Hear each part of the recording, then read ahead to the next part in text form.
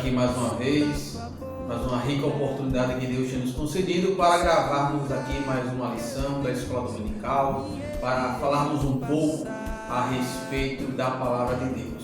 Somos aqui da Igreja Assembleia de Deus, na cidade de Parnamirim, no bairro de Boa Esperança, sob a liderança do pastor James. Sou aqui o irmão Edson, estamos aqui juntamente com o professor irmão Salomão. E nesta oportunidade nós iremos falar a respeito da lição 9. Mas antes de falarmos do assunto, quero convidar você para compartilhar esse vídeo, para que esse vídeo possa alcançar o maior número de pessoas. Também se inscreva no canal, assim você vai estar fortalecendo o canal, assim você estará ajudando a divulgar a palavra do Senhor. E também dê aquele like, contamos com o seu apoio, compartilhe com aquelas pessoas que você conhece. Amém? Então que Deus possa continuar nos abençoando. Então a lição de hoje, o qual nós iremos falar, é a lição de número 9 e tem como tema Vivendo o Fervor Espiritual. Então são várias temáticas a respeito do Espírito Santo e a lição de hoje é sobre os pentecostais, pentecostalismo, e hoje é sobre viver o fervor espiritual. O texto áureo desta lição se encontra na carta de Paulo aos Efésios, no capítulo 5, versículo 18, que diz o seguinte: E não vos embriaguei com vinho, que há contenda, mas enchei-vos do Espírito. A verdade prática diz o seguinte: ser cheio do Espírito pode se referir tanto ao batismo no Espírito Santo, como também à vida plena no Espírito. E a leitura bíblica em classe, o qual você poderá ler com seus alunos na escola dominical em outra oportunidade, se encontra também na carta de Paulo aos Efésios, do capítulo 5, do versículo 15 ao versículo 20. Então a lição de hoje vem falar sobre viver o fervor espiritual e temos aqui três grandes tópicos, o qual o comentarista tem sugerido para discutirmos nesta oportunidade. Falando sobre a importância da oração pela palavra e oração, a importância de manter-se cheio do Espírito e vigilantes contra a frieza espiritual. Então a introdução à lição ela vai falar o seguinte: a expressão todos foram cheios do Espírito Santo, em Atos 2, versículo 4, quer dizer que todos foram batizados no Espírito Santo. Isso aí já foi a lição número 3, já temos discutido e falado sobre o que é o batismo no Espírito Santo. Mas nela também aprendemos que além do batismo no Espírito Santo, ser cheio também significa ter uma vida na plenitude do Espírito, quer dizer, uma vida no fervor do Espírito. E é justamente isto que nós iremos falar aqui nesta oportunidade. Então, a vida cheia do Espírito Santo é ser batizado, mas também vai além disso, é ter uma vida plena no Espírito Santo, uma vida completa e mergulhada e guiada pelo Espírito Santo, que é o que nós iremos falar a partir de agora, a partir do primeiro tópico da lição com o nosso professor irmão Salomão. Amém, né? Deus abençoe a todos com bênção do céu. Nós vamos entrar agora no primeiro tópico da lição, certo? Que é a importância da devoção pela palavra e a oração. Vamos ver a importância, o quão é tão importante a devoção, a oração e a palavra, certo? O primeiro item do primeiro tópico, certo? O primeiro ponto, chama devoção, certo? Nós vamos entender o que seria devoção, tá? O amor pela palavra, certo? Vocês vão ver que a nossa ideia de devoção é dedicação, zelo, com o nosso apreço pela oração. Então a devoção, ela vai nos tratar, vai nos guiar através da oração, certo? Dedicação, de zelo, certo? E tudo isso vai mostrar a importância de mantermos essa devoção, esse zelo. É o apego pelo o jejum, a leitura da Bíblia, a oração, certo? São devoção que a gente faz durante o nosso dia a dia, e a gente mantém esse apego, mantém essa linha, essa ligação com Deus, que são atitudes que o ser humano faz, que o crente faz, que ele vai fazer com que nós tenhamos mais apego, mais a comunhão com Deus, pelo jejum, pela leitura da palavra, certo? Pela oração. São importantes exercícios espirituais na vida do crente e da igreja. Exercícios importantíssimos. A leitura, o jejum, certo? Cada vez que eu já falei, cada vez que a gente faz e pratica essa devoção, dia após dia, tem uma se policia para que possamos fazer dia, de manhã, à tarde, à noite, certo? Então isso nos proporciona maior comunhão com Deus, certo? Outro ponto que a gente vai ver na lição diz assim: mas só é eficaz quando acompanhada de santificação. Aí na santificação encontramos humildade, prudência e sabedoria. Está ligado ao versículo 15 da nossa leitura do Bíblia em Classe, que diz assim, portanto, vede prudentemente como andais, não como necios, mas como sábios. Então o versículo 15 nos mostra que tem que ter humildade, certo? Tem que ter prudência, tem que ter sabedoria. Isso tudo está dentro da devoção que a gente está vendo. Se não tiver esse recheio da santificação, a nossa devoção, irmão Wilson, ela é inútil, ela é passageira, ela não tem eficácia. Deus não recebe essa devoção.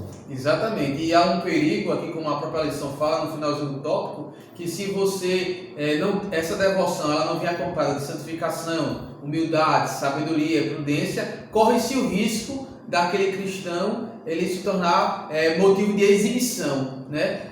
A sua devoção pela palavra, pelo jejum, pela oração, você pode também correr o risco de querer se exibir para outros, se mostrar, querer ser um santarrão, ser aquela pessoa que, eu faço tantos jejuns por semana, por mês, eu oro tanto tempo. Então, é por isso que essa devoção, né, essa dedicação à oração, ao jejum, à leitura da palavra, ela deve ter acompanhado com prudência, com sabedoria, né, com a santificação, para que não corra o risco da exibição, né, para que não venha querer você se exaltar. E continuando o próximo item do mesmo tópico, do primeiro tópico da lição, vai falar sobre a oração e a palavra, né? Em que a oração, em que a palavra, ela contribui para uma vida de fervor espiritual. Primeiro vimos que temos que ter a devoção, vimos que temos que ter apego pela palavra, dedicação pela palavra, zelo pela palavra, né? Pela oração também, pelo jejum. E nós iremos agora ver mais especificamente a oração e a palavra. Como o nosso professor Salomão falou, né? São exercícios espirituais, né? A oração, o jejum e a palavra, que é o que vamos citar aqui nesta lição, são exercícios espirituais.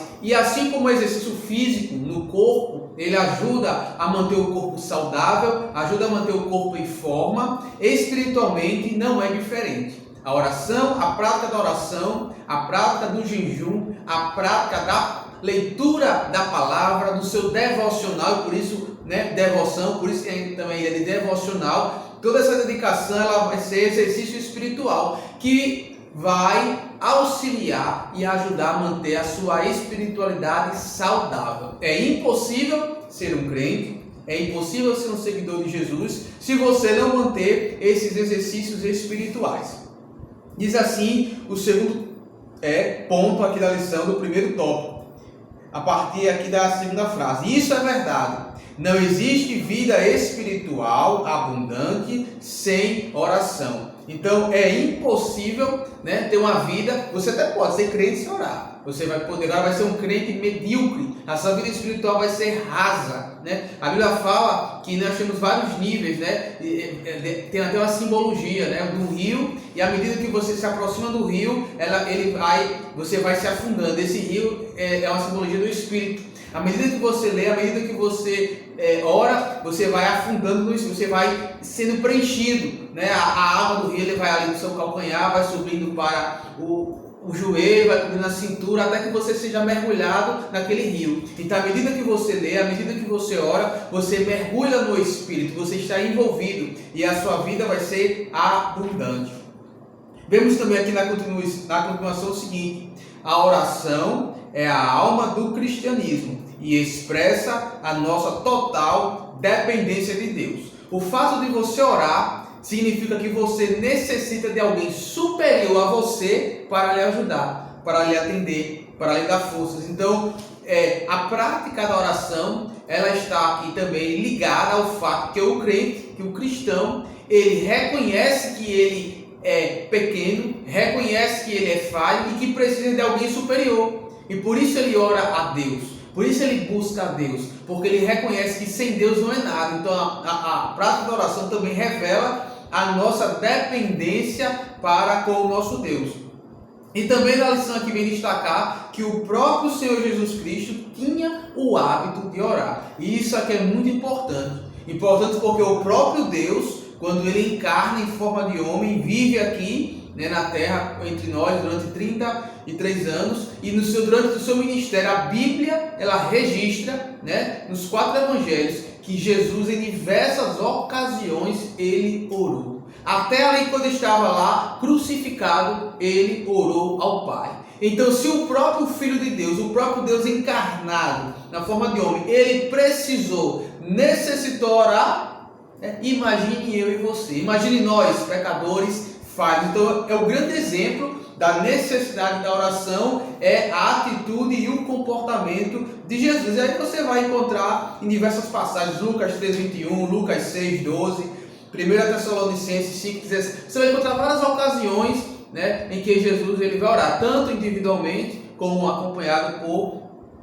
discípulos, como publicamente. O fato é que ele tinha esse hábito de orar. E também o tópico não é só sobre a oração, é sobre a palavra. Vai falar sobre o seguinte: a leitura da Bíblia nos torna sábios e prudentes. Então a leitura da palavra, como falamos na lição passada, que foi dedicada exclusivamente à palavra de Deus, entendemos que a palavra de Deus ela é revelação do próprio Deus, inspirada pelo Espírito Santo, e ela é o nosso guia, o nosso manual aqui na terra. Como somos peregrinos e estamos ao alcance da Jerusalém, da Canaã celestial, então nós estamos nesse momento de peregrinação precisando ser guiados, e a palavra de Deus é o nosso guia enquanto estivermos aqui na terra. Então vamos agora com o nosso irmão Salomão ver o tópico, o viver sabiamente. Como é que devemos viver sabiamente para com Deus? É o terceiro subtópico, viver sabiamente, certo? Está vinculado também ao versículo 15 também, certo? Diz assim, em alguns pontos nós vamos destacar aqui nesse viver sabiamente. Esse exercício espiritual deve ser colocado em prática no dia a dia, diferentemente dos nécios. Os nécios não têm esse viver sabiamente, dia após dia, não. Eles nem têm tempo para isso.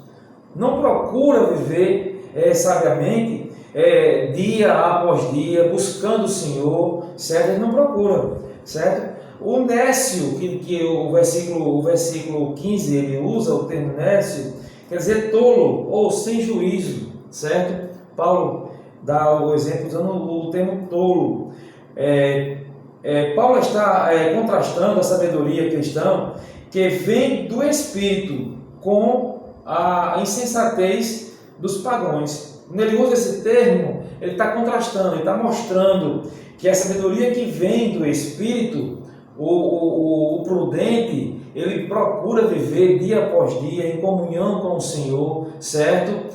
A noite após noite, certo? Já o nécio não, é um tolo, ele vive sem juízo, ele vive solto ao léu. A Bíblia diz que é entregue à própria sorte, certo? E o insensato não entende a vontade do Senhor. Você vai ver isso no versículo 17, pelo que não seja insensato, mas entender qual seja a vontade do Senhor. Quer dizer, o nécio e o insensato, ele não entende a vontade do Senhor.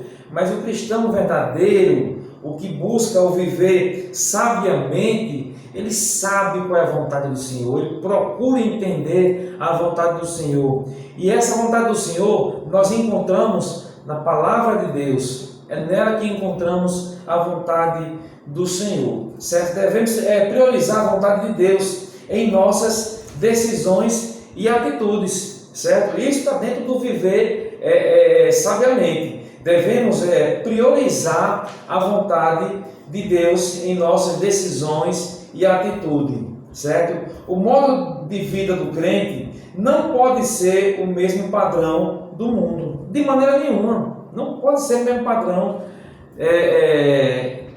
parece com o mundo. Está lá em Romanos 12, o versículo 1, que diz assim: e rogo-vos, pois, irmãos, pela compaixão de Deus, que apresenteis o vosso corpo em sacrifício vivo, santo e agradável a Deus, que é o vosso culto racional. Isso é quando a gente, o verdadeiro, o que vive sabiamente, o verdadeiro cristão que anda dentro da vontade do Senhor, ele apresenta a Deus uma oferta viva, que é o seu culto racional. E isso está dentro da oração, da palavra, do jejum, da dedicação ao Senhor, certo? Está tudo dentro desse primeiro tópico que a gente está vendo, que é a importância da devoção pela palavra e oração, certo?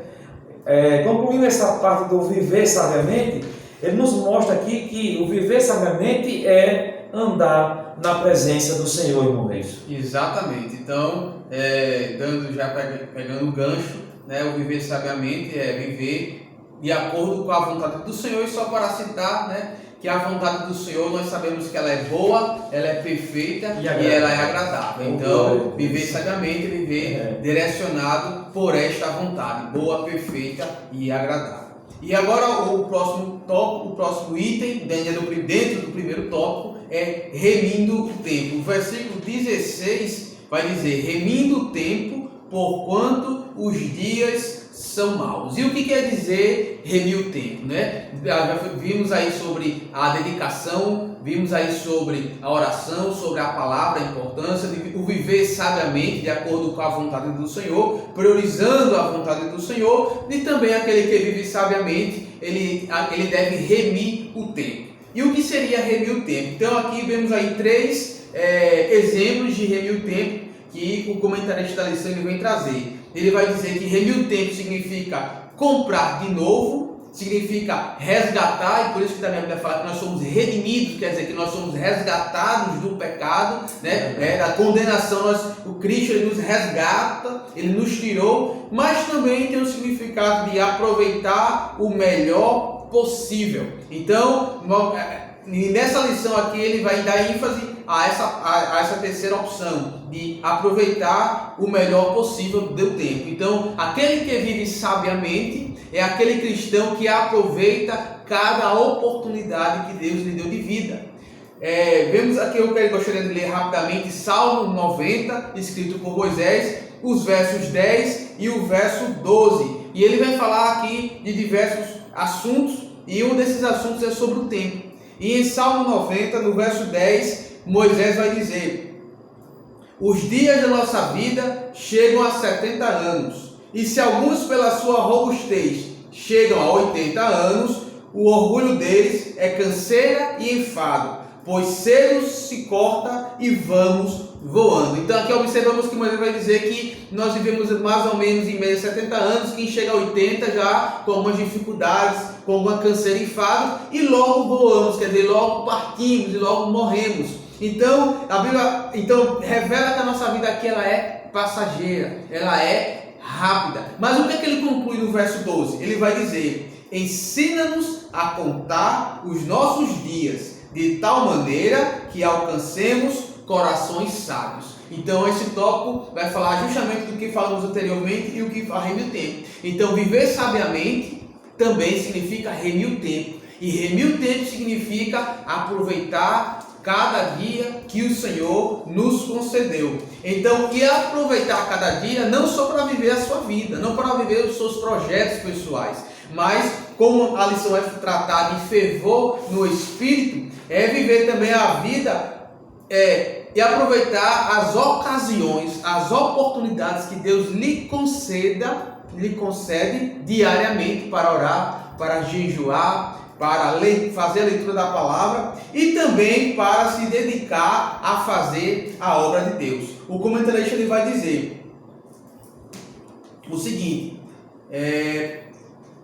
o tempo no sentido de Kairos É a ocasião da oportunidade. Aí ele fala: os crentes que são cheios do Espírito Santo resultam no viver sabiamente. O crente sabe aproveitar as oportunidades para fazer a obra de Deus, falar de Jesus. Então, o viver sabiamente é justamente remir o tempo, também não é só aproveitar o dia para os seus projetos, mas também para se dedicar à leitura da palavra, a exercícios espirituais, ao seu devocional, a realizar a obra de Deus, assim cumprindo a vontade do Senhor na sua vida. Então temos aí os tópicos que nós observamos no primeiro tópico, sobre devoção, oração, sobre a palavra, sobre o viver sabiamente, sobre o remir do tempo. Então, a devoção pela oração, a leitura da palavra, o viver sábio, o aproveitar o tempo de forma consciente, são sinais de uma vida de fervor espiritual. Então é um sinal de que o crente, o cristão, ele está cheio do Espírito Santo e se dedica às coisas de Deus. Então entendemos nesse primeiro tópico que ser cheio do Espírito Santo, ele vai além de um momento de êxtase, ele vai além de um momento de alegria, de emoção, ele vai além disso. É uma prática fervorosa no cotidiano, né? Uma devoção diária, também na relação interpessoal com aqueles que lhe rodeiam. Então, ser cheio do Espírito Santo, viver uma vida plena do Espírito Santo, também tem um significado também de dedicar-se aos exercícios espirituais que acabamos aqui de discutir neste momento. Amém. Vamos dar início agora ao segundo tópico da lição, certo? O segundo tópico da lição tem como tema a importância em manter-se cheio do Espírito Santo. Qual a importância de manter-se cheio do Espírito Santo? Quando o Espírito Santo entra na vida do crente, transforma, essa ação ela é dinâmica, ela não é estática, ela não mantém a pessoa parada, não, ela movimenta a pessoa, ela dá vida à pessoa, por sinal ele traz vida e vida com abundância. É assim que a Bíblia nos ensina. Ele não fica parado, certo? Cheio do Espírito Santo significa tá com a chama do Espírito Santo viva dentro de si. E no primeiro ponto do segundo tópico diz assim: e não vos embriagueis com vinho. Está ligado ao versículo 18 da nossa leitura bíblica em classe, certo? Que diz assim: então, e não vos embriagueis com vinho, em que há contenda, mas enchei-vos do Espírito Santo, certo? Essa frase é como a Septuaginta traduz: e não olheis para o vinho, certo?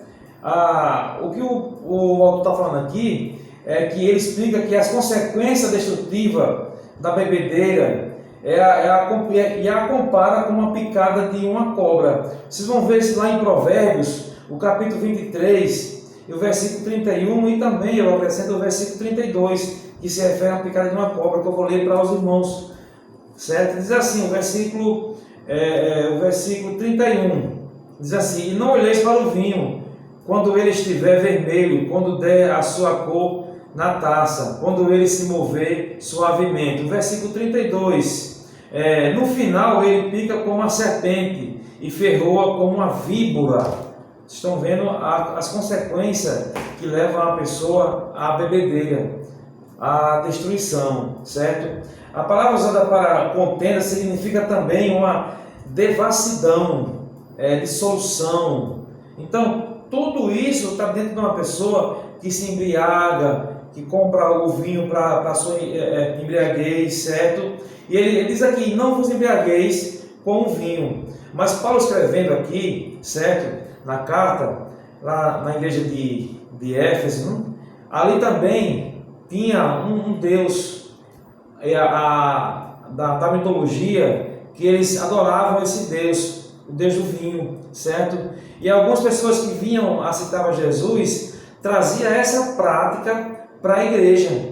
Aí por isso que Paulo escrevendo na igreja: olha, isso fica para trás, isso ficou para trás, vocês não vos embriagueis mais com vinho, certo? Ele usa esse termo por quê? Porque traziam esse costume do mundo quando vinha para Jesus, aceitava Jesus e queria praticar isso dentro da igreja. Por isso que Paulo, escrevendo a carta aos Efésios, ele fala sobre esse termo, certo? Que onde há contenda, devassidão, dissolução, certo? Ele dizia assim, é muito comum entre os pagãos que procuravam buscar a felicidade dos prazeres mundanos, que resultam sempre em desgraça. Sempre o fim é desgraça. Então, nesse primeiro ponto do segundo tópico, ele aconselha a igreja de Éfeso e não vos embriagueis com vinho, pois traz contenda, pois traz devassidão, dissolução, certo? E acima de tudo, não é do agrado do Senhor, não é da vontade do Senhor, certo? 1 Coríntios capítulo 6, o versículo 10, que diz assim: não erreis, nem os devassos, nem os idólatras, nem os adúlteros, nem os afeminados, nem os sodomitas, nem os ladrões, nem os avarentos, nem os bêbados, nem os maldizentes, nem os roubadores herdarão o reino de Deus. Você vê que os bebarrões, os que se embriagam, está dentro dessa linha que diz, olha, não herdarão o reino de Deus, irmãos. Exatamente. E em contraste a essa não embriagueis com vinho, vai continuar o versículo dizer qual é a opção, né? Qual é o melhor caminho, qual né? O que é que se deve dedicar. E ele vai falar, então, mas enchei-vos do Espírito, né? Então ele vai fazer um contraponto e ele vai colocar aqui, expor que se deve sim buscar a dedicação de encher do Espírito Santo. Qual é o tema da lição? O fervor do Espírito. E aí a lição diz o seguinte: essa expressão indica a renovação, novo enchimento do Espírito. Enchei-vos do Espírito. A ação do Espírito na vida cristã não é estática, como já foi falado. Nele somos renovados no nosso dia a dia. Então, a primeira situação que deve ser observada é que quem é cheio do Espírito Santo, ele não está em dinamismo. Ele está, o Espírito ele é vida. Está vivo. Está vivo. E a Bíblia fala que nós somos o templo do Espírito Santo. Então, se o Espírito Santo habita em nós, então nós temos vida. Então, nós não estamos estáticos, estamos em movimento. Temos a dinâmica dentro de nós. Né? Então a ação dele está presente. E se você é cheio do Espírito Santo, como o Paulo acabou de falar, então ele tem esse poder, essa vida dentro de você. E aí vem continuar o seguinte: os discípulos já tinham o Espírito Santo antes do Pentecostes e já eram salvos. Todos os crentes em Jesus, pentecostais e não pentecostais, batizados no Espírito Santo e não batizados, tem o Espírito Santo. Então uma questão até interessante para a gente falar é que o fato de aceitar Cristo, você já recebe o Espírito Santo, independente de ser pentecostal ou não. O fato é que você recebe o Espírito Santo, como está lá em Mateus, né, na promessa de Jesus, que ele iria ao Pai, mas enviaria outro Consolador. E esse outro Consolador é o próprio Espírito de Deus, que Jesus ele está à destra do Pai, à destra de Deus, mas ele deixou o Espírito Santo conosco, e ao aceitar a Cristo, ao reconhecer que nós somos dependentes dele, ao reconhecer que ele é o nosso Salvador, que ele é o Messias preparado por Deus para nos salvar, nós automaticamente recebemos o Espírito Santo. Então, aqueles apóstolos, aquelas pessoas que estavam ali no dia de Pentecostes, antes do batismo no Espírito Santo, eles já tinham o Espírito Santo. E o Espírito Santo é o nosso companheiro, é o selo da nossa salvação, é a garantia que nós somos salvos, é você ter o Espírito Santo, né, nas nossas vidas. Então, tem que ser no batizado ou não, sendo pentecostal ou não, o Espírito Santo ele está presente. É essa a lição que ele vem distinguir, que é o próximo tópico, que não confundir com o batismo no Espírito Santo. Mas então o crente ele deve ser cheio do Espírito Santo, ele deve buscar ter esse Espírito atuante em sua vida, porque na verdade todos já têm o Espírito Santo, todos que são verdadeiramente convertidos já possuem o Espírito Santo. Agora a questão você deve buscá-lo cada vez mais para que você possa ser cheio dele. E quanto mais se busca, mais você torna-se cheio. E aí é uma vida dinâmica, uma vida em fervor espiritual. E essa é a recomendação que Paulo vem falar aqui: enchei-vos do Espírito. É verdade. No terceiro ponto do segundo tópico, ele diz aqui, tem como tema, e não confundir com o batismo no Espírito Santo. Há uma diferença entre o batismo no Espírito Santo, certo? E a convenção do crente. Há uma diferença muito diferente. Inclusive, a gente já viu isso na lição 3. Alguma explicação sobre esse assunto, certo? Isso já foi estudado, certo? Chega o Espírito Santo de respeito ao batismo no Espírito Santo. Vocês vão encontrar isso em Atos, a comprovação muito clara em Atos 2, 4, 9 e 17. Mas não é o caso aqui em Efésios, certo? Capítulo 5, versículo 18. Não é o caso, aqui é diferente. Ele aponta para outra coisa, certo? O batismo no Espírito Santo é uma experiência totalmente distinta da convenção. É distinta, porque só quem é cheio do Espírito Santo já passou pela convenção, certo? Quem nasceu de novo recebe o Espírito Santo como selo da promessa e depois recebe o revestimento de poder. A gente viu isso na lição 3, certo? Mas aqui ele fala que não é o caso de Efésios 5,18. O batismo do Espírito Santo é uma experiência distinta. Lá em Atos capítulo 4, versículo 8, Atos 4,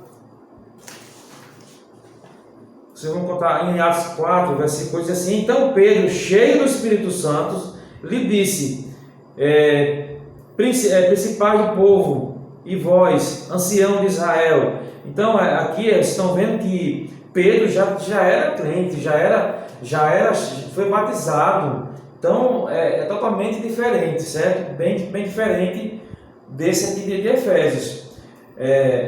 Ele mostra que Pedro já era batizado, foi batizado no dia do Pentecostes, certo? A expressão mostra a dinâmica do Espírito Santo, do Espírito na vida de Paulo. Da mesma forma, o trecho lá em Saulo também mostra muito bem sobre isso. Lá em Saulo, que também chama Paulo, cheio do Espírito Santo. Lá em Atos, capítulo 13, o versículo 9 diz assim: todavia Saulo, que também se chama Paulo, cheio do Espírito Santo, fixando os olhos nele, disse. Estão vendo, né? Então, Pedro aqui, Paulo, já era um crente, já era salvo, já tinha sido batizado, certo? Mas qual é a referência aqui de Efésios 5,18? Ele fala aqui, ó, é evidente que cheio do Espírito Santo se refere, lá em Efésios 5,18, à plenitude do Espírito Santo. A plenitude do Espírito, quer dizer, poder pleno, totalmente diferente, certo?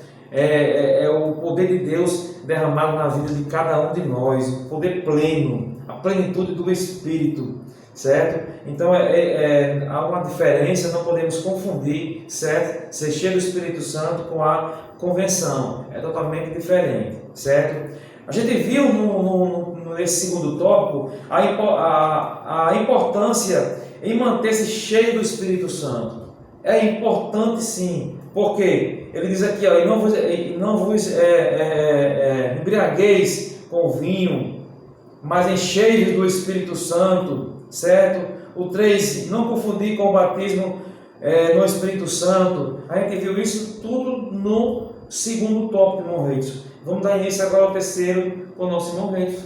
Exatamente. Então o terceiro tópico da lição, ele vai falar sobre vigilantes contra a frieza espiritual. Então a frieza espiritual é justamente o oposto de ser cheio do Espírito Santo. Aquele que é cheio do Espírito Santo, ele não é frio espiritualmente. Aquele que é frio espiritualmente, ele não é cheio do Espírito Santo. Então é a vigilância. Então o crente é convocado a vigiar para que não venha ter a frieza espiritual em sua vida.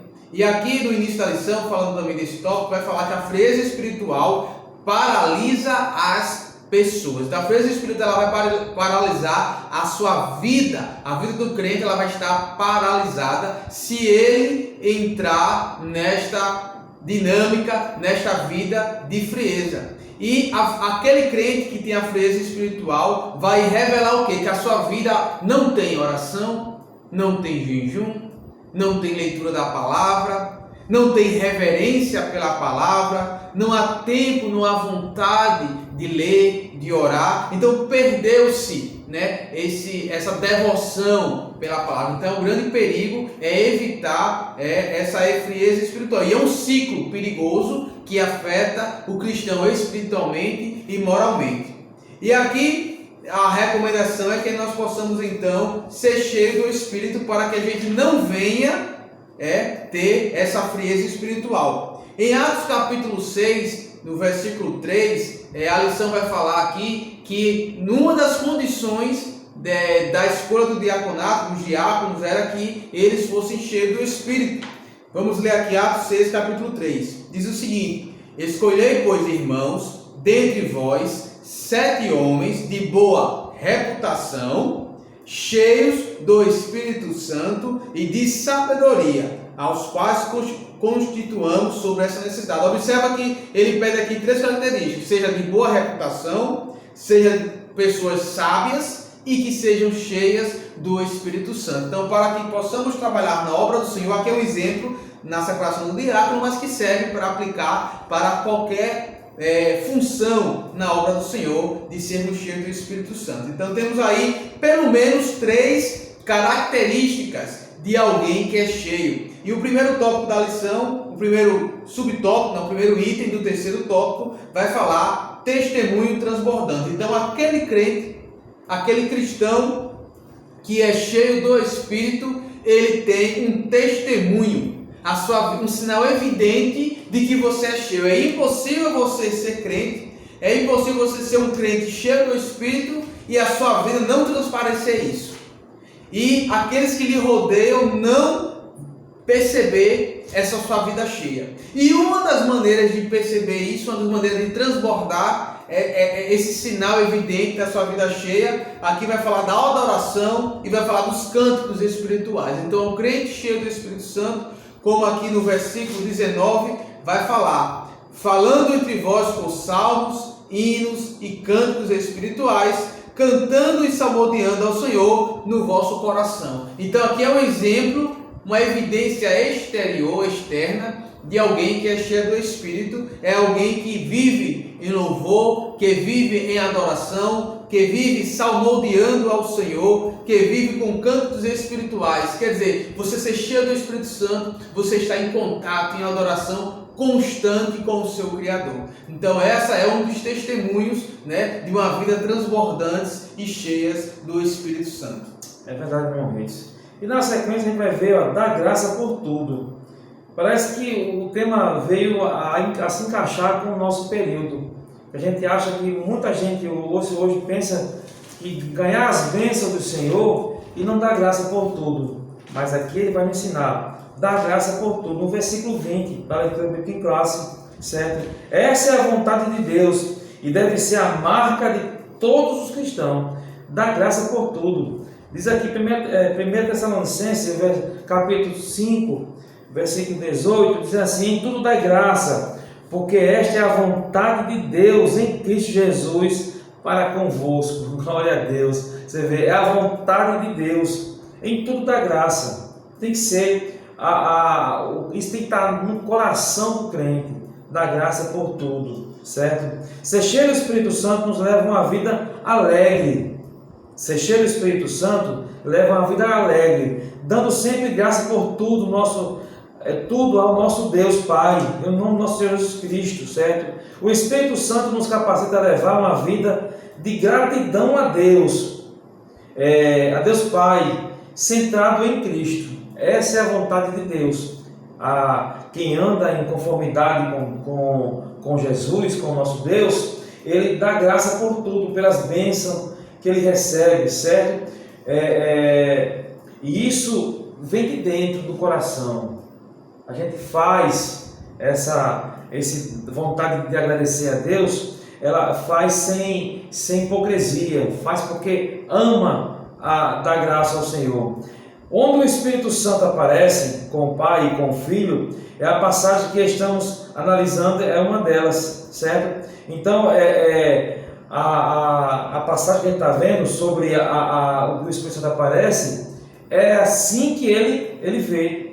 O Espírito Santo nos capacita a levar uma vida de gratidão a Deus, certo? Isso é quando o Espírito Santo derrama em nosso coração, certo? Vamos ler aqui alguns versículos para que possamos firmar, dar graças a Deus por tudo, certo? Lá em Mateus, capítulo 28, o versículo 19: portanto, ide ensinar a todas as nações, batizando em nome do Pai, do Filho e do Espírito Santo, certo? A gratidão vem de Deus. Por isso, irmão Reis, nós sentimos essa vontade de agradecer a Deus. Vocês vão ver que no versículo 20, que no qual está estudando, diz assim: dando sempre graças a Deus por tudo, ao vosso Deus e Pai, em nome do nosso Senhor Jesus Cristo, irmão Reis. É assim que a gente tem que ser, né? Grato a Deus por todas as bênçãos. E principalmente num momento tão difícil que a gente está passando hoje em dia, né? Exatamente. Então, essa gratidão, ela é um sinal evidente, né, do crente, que ele é primeiro um desejo de Deus, né, uma vida de gratidão, como o nosso irmão Salomão falou, e é uma evidência também de que aquele crente, aquele cristão, ele está cheio do Espírito Santo, né? É uma vida de gratidão, que é o contrário de uma vida de murmuração, né? A gente observa que alguns crentes murmuram, só reclamam. Então aquele crente que murmura, dificilmente ele é cheio do Espírito Santo, porque uma das evidências de ser cheio do Espírito Santo é ser grato, mesmo em alguns momentos de dificuldade, mesmo em alguns momentos de tribulação, que é normal, né? É previsto, né, que nós no mundo teremos aflição, mas devemos ser gratos. Se nós queremos que Deus tenha o controle de tudo, que Ele é soberano, que Ele está acima de todas as coisas, então devemos ser gratos a Deus, porque lá diz em Romanos, para finalizar esse tema, 8:28 vai dizer que todas as coisas nela cooperam para o bem daqueles que amam a Deus, né? Daqueles que são chamados pelo seu decreto. Então tudo coopera para o nosso bem, né? Verdade. E o Pai, o Filho e o Espírito Santo moram no coração, né, dos que são salvos em Cristo Jesus. Exatamente. E aí agora chegamos já no final da lição. O terceiro item do terceiro tópico da lição vai falar sobre sujeição, que é outra evidência de alguém que é cheio do Espírito Santo. É alguém que tem uma vida humilde, é alguém que é quebrantado, é alguém que tem uma vida de sujeição. Diz a lição: o quebrantamento e a humildade expressam bem a plenitude do Espírito Santo. A submissão é outra consequência de uma vida na plenitude do Espírito Santo, pois o Espírito nos capacita a essa sujeição. Então, alguém que é cheio do Espírito Santo não é alguém soberbo. Alguém que é cheio do Espírito Santo não é alguém orgulhoso. Alguém que é cheio do Espírito Santo é alguém humilde, é alguém que é quebrantado, é alguém que respeita as autoridades constituídas, é alguém que respeita a hierarquia eclesiástica, a hierarquia do trabalho, a hierarquia na familiar, é alguém que respeita aquele que tem uma posição superior a você em alguma situação, quer seja no trabalho, quer seja na igreja, quer seja em situação de estado, enfim. O fato é que alguém que é cheio do Espírito Santo não é alguém orgulhoso, não é alguém presunçoso, né? E aí eu vou ler apenas 2 versículos, que vai em Provérbios 16:18, vai dizer o seguinte, que é justamente o orgulho, né? Que é o contrário de alguém que é cheio do Espírito Santo, ele vai preceder a queda. Então alguém que é cheio do Espírito Santo, ele não é orgulhoso, porque o orgulho leva à queda. Provérbios 16:18 vai dizer: a soberba precede a ruína. Quer dizer, o orgulho, né? Ele vem antes da ruína. Um passo para você cair é você ser orgulhoso. Mas ao contrário, em Provérbios 15:33 vai dizer o seguinte: o temor do Senhor é a instrução da sabedoria, e precedendo a honra vai a humildade. Então, se você é humilde, se você é quebrantado, se você tem a sujeição em sua vida, você tem honra, né? Você em algum momento é honrado, porque antes de você ser honrado, você é humilde. Fala aqui, a honra, precedendo a honra. O que vem antes da honra? A humildade. Então Deus, aí entra aquele versículo, né, que Deus ele exalta, né, o que é humilhado. Então é nesse momento. Temos aí um grande exemplo, é o próprio Cristo. Ele sendo Deus, né, todo o poder em suas mãos, mas observamos que a sua vida foi uma vida de sujeição. Um momento que ele vai dizer: dê a César o que é de César, a Deus o que é de Deus. Ele entendia as autoridades que eram constituídas. Ele tinha o poder de sair da cruz, mas ele ali sofreu calado, né, se sujeitou àquela situação por amor de mim e por amor a vocês. Então, temos aí então um outro exemplo, o último que a lição, podemos falar vários exemplos, mas é o que a lição nos trouxe para este dia, é a sujeição. Então, o testemunho transbordante com hinos e louvores, uma vida de gratidão a Deus, uma vida que dando sempre graça, e uma vida de sujeição, uma vida de humildade, uma vida de quebrantamento, são exemplos externos de que alguém é cheio do Espírito Santo. Então a Bíblia também vem recomendar que devemos sujeitar-nos uns aos outros, quer dizer, que devemos considerar o outro superior a nós mesmos. É isso que a Bíblia ensina. Então esses ensinamentos é importante lembrar e levar em consideração que são exemplos de que nós somos cheios do Espírito Santo. Uma vida humilde, uma vida de gratidão, uma vida de testemunho, de louvores, de adoração constante. E diz o seguinte, a conclusão da lição: o significado de encher do Espírito é ter a vida cristã na plenitude do Espírito Santo.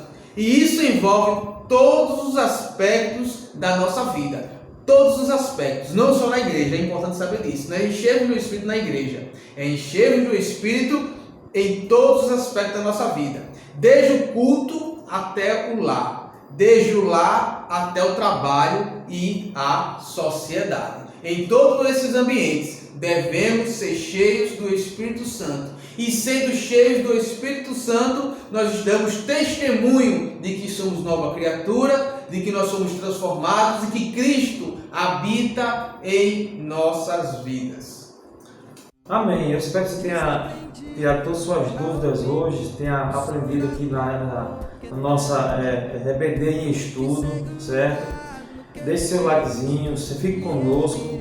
A gente viu hoje foi a lição 9, vivendo o fervor espiritual. Tudo que a gente viu hoje foi sobre esse tema, vivendo o fervor espiritual. Fique conosco, se inscreva no canal, certo? Eu agradeço a sua presença, você está acompanhando essa aula. Muito obrigado, que Deus te abençoe com bênção do céu, certo? E fique conosco, certo? Compartilhe o canal, divulgue, para que a palavra de Deus venha a ser pregada nos 4 cantos da terra e muitas vidas venham a ser transformadas pelo poder da palavra de Deus. Deus abençoe a todos com bênção do céu. Ficar sozinho agora, eu tenho você, mais um